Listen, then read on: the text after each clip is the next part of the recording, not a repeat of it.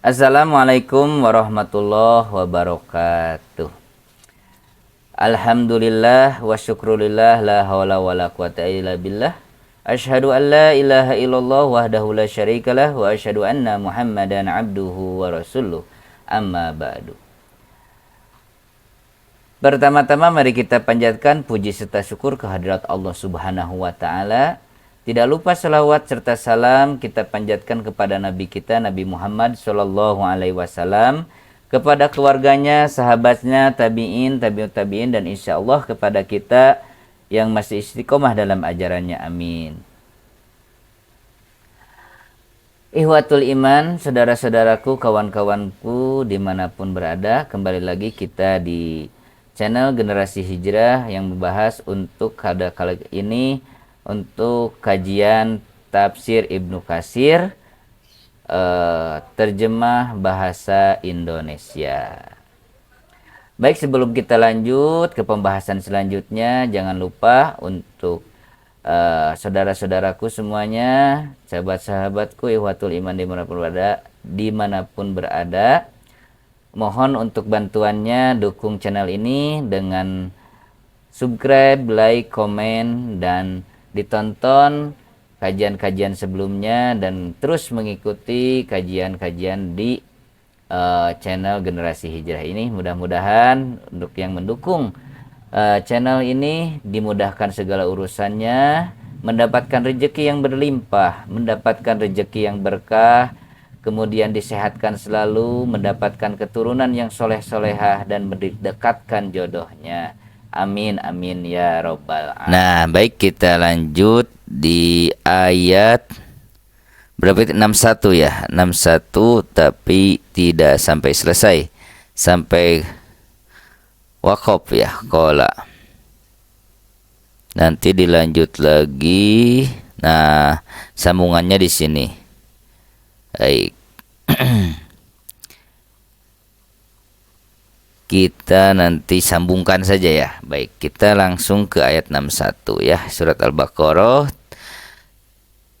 ayat 61, terjemah bahasa Indonesia tafsir Ibnu Katsir.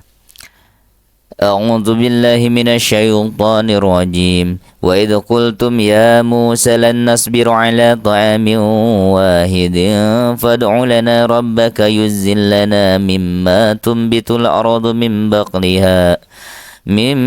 baqliha wa qissaiha wa fumiha wa adasiha wa basaliha.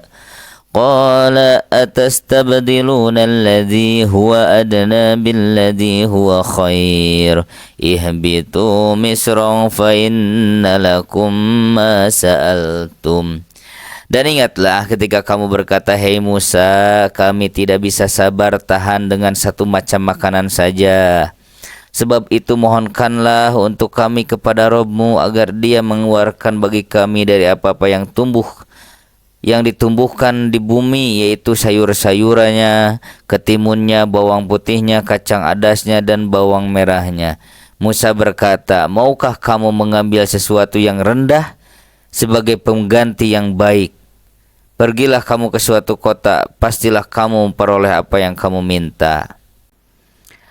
Allah Ta'ala menyerukan, "Hei Bani Israel, ingatlah nikmat yang telah aku anugerahkan kepada kalian berupa mana dan salwa sebagai makanan yang baik dan bermanfaat, menyenangkan dan mudah diperoleh. Dan ingatlah ketika kalian menolak dan merasa bosan dengan apa yang telah aku anugerahkan kepada kalian, serta meminta kepada Musa alaihissalam untuk menggantinya dengan makanan-makanan hina yang berupa sayur-sayuran dan sebangsanya."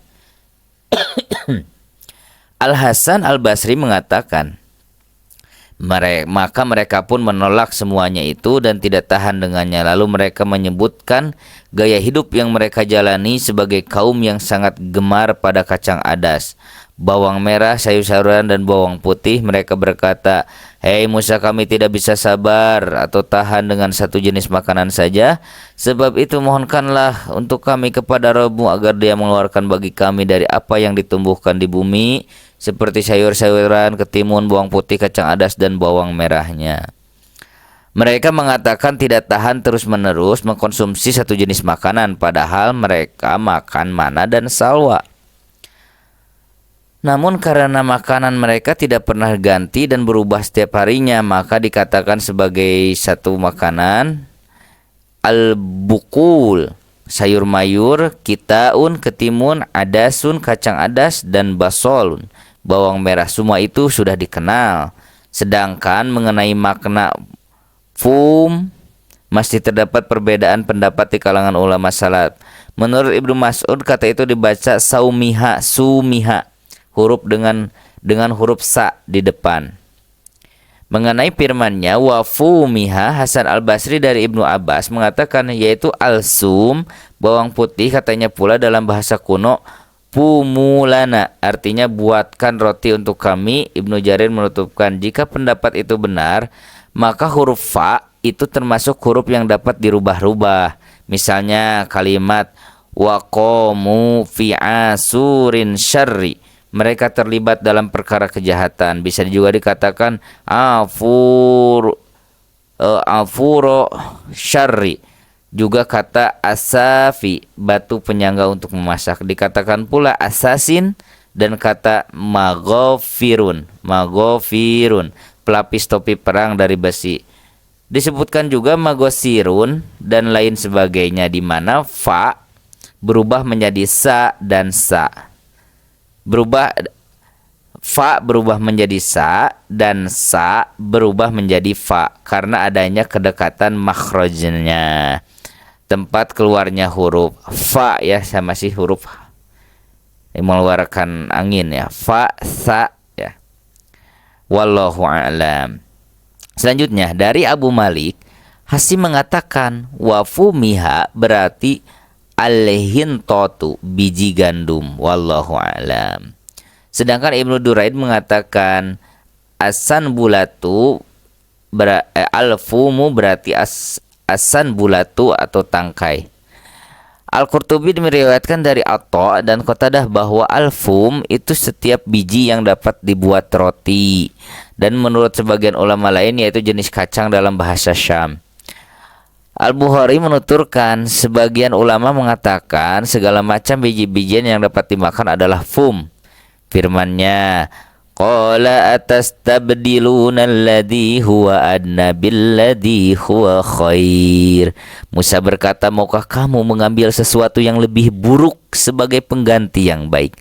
Dalam ungkapan ini terdapat teguran keras sekaligus kecaman terhadap tindakan mereka meminta makanan-makanan yang buruk lagi rendah tersebut, padahal mereka berada dalam kehidupan yang enak dan dipenuhi dengan makanan-makanan lezat, baik dan bermanfaat.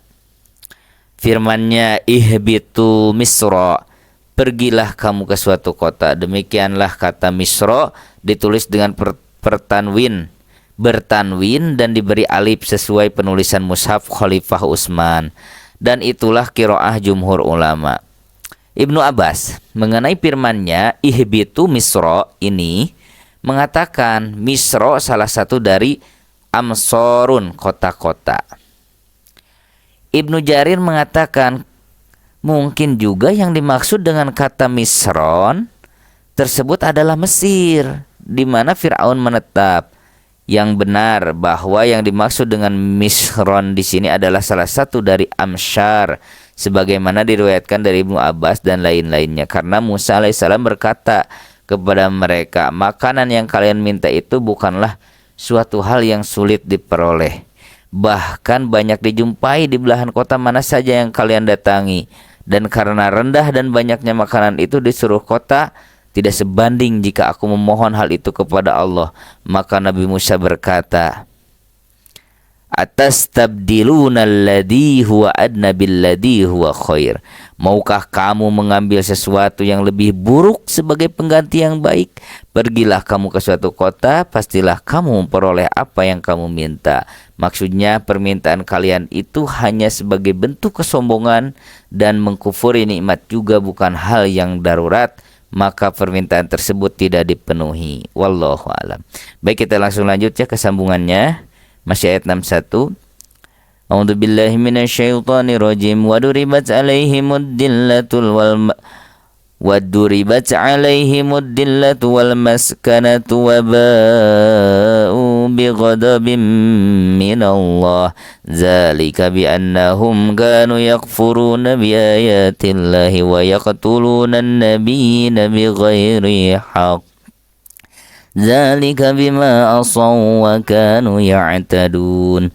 Lalu ditimpakan kepada mereka nista dan kehinaan, serta mereka mendapat kemurkaan dari Allah. Hal itu terjadi karena mereka selalu mengingkari ayat-ayat Allah dan membunuh para nabi tanpa alasan yang benar. Demikian itu terjadi karena mereka selalu berbuat durhaka dan melampaui batas. Allah Subhanahu wa taala berfirman, "Wa duribat 'alaihimud dillatu wal maskanah." Lalu ditimpakan kepada mereka nista dan kehinaan.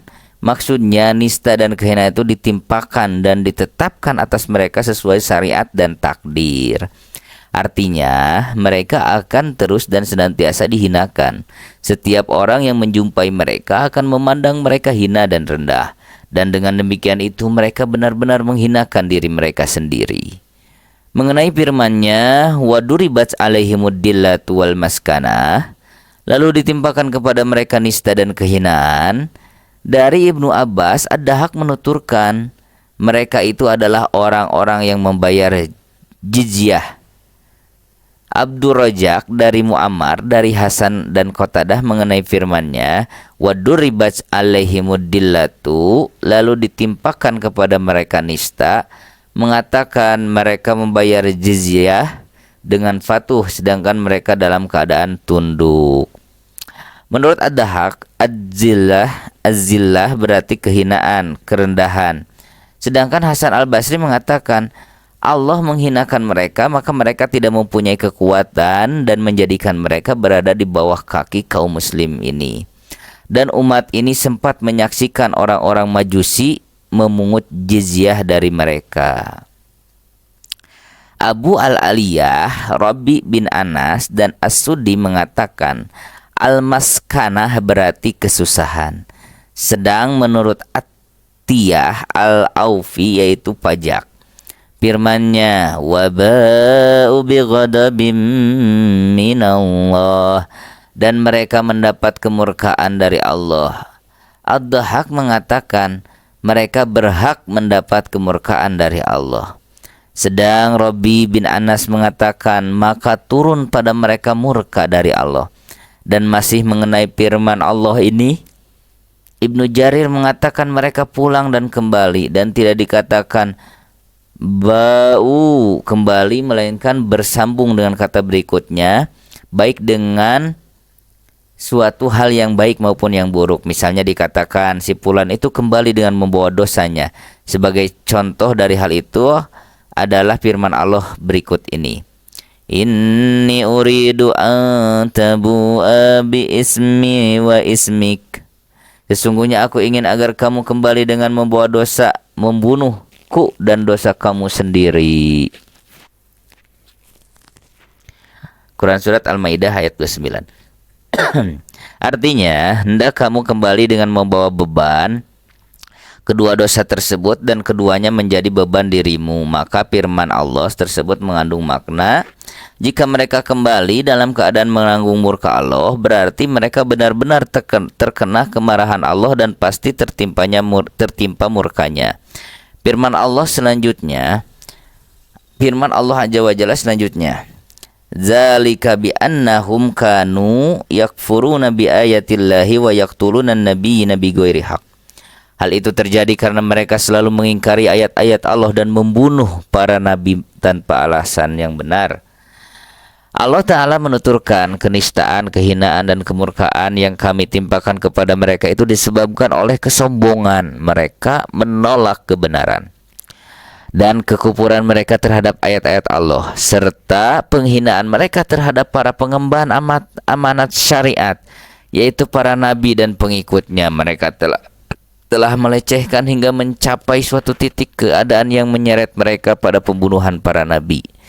Tidak ada kekufuran yang lebih parah dari hal ini. Mereka ingkar terhadap ayat-ayat Allah serta membunuh para nabi dengan cara yang tidak dibenarkan. Oleh karena itu, di dalam hadis yang telah disepakati kesahihannya, ditegaskan bahwa Rasulullah SAW pernah bersabda, Al-kibru batorul haqqo wa gomtun nas. Kesombongan itu adalah menolak kebenaran dan merendahkan orang lain. Itu ya definisi sombong menurut Rasulullah. Al-kibru batrul haq wa gomtun nas. Menolak kebenaran dan merendahkan orang lain. Yakni menolak kebenaran, melecehkan dan meremehkan orang lain dan membanggakan diri mereka sendiri. Mengenai firman Allah Azza wa Jalla, zalika bima asaw wa kanu ya'tadun, yang demikian itu karena mereka durhaka dan melampaui batas. Imam Ahmad mengatakan hal ini merupakan alasan lain mengapa mereka senantiasa diberikan balasan seperti itu, yakni karena senantiasa berbuat maksiat dan bersikap melampaui batas. Maksiat itu melakukan berbagai larangan, sedang melampaui batas itu ialah melanggar ketentuan yang ditetapkannya dan diperintahkannya. Wallahu a'lam. Ya, itu untuk tafsir Ibnu Katsir terjemah bahasa Indonesia untuk sesi kali ini.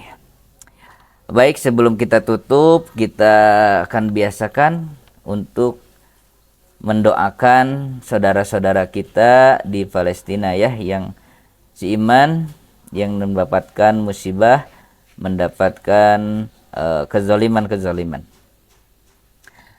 Baik, bismillahirrahmanirrahim. Allahumma anzil mustad'afina minal mu'minina fi Palestin.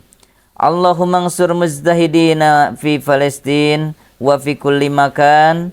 Allahumma ansur muslimin al-mustad'afina fi kulli makan.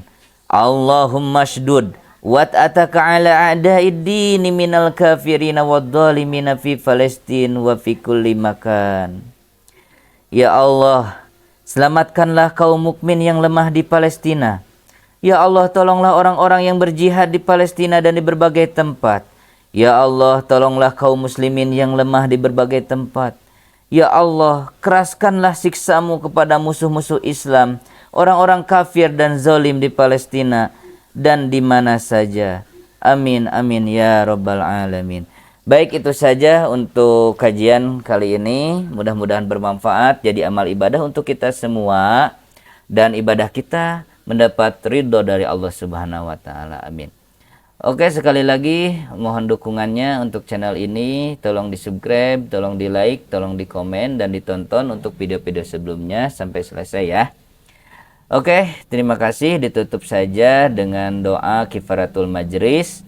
Subhanaka Allahumma rabbana wa bihamdika asyhadu an la ilaha anta wa astaghfiruka wa atubu ilaik.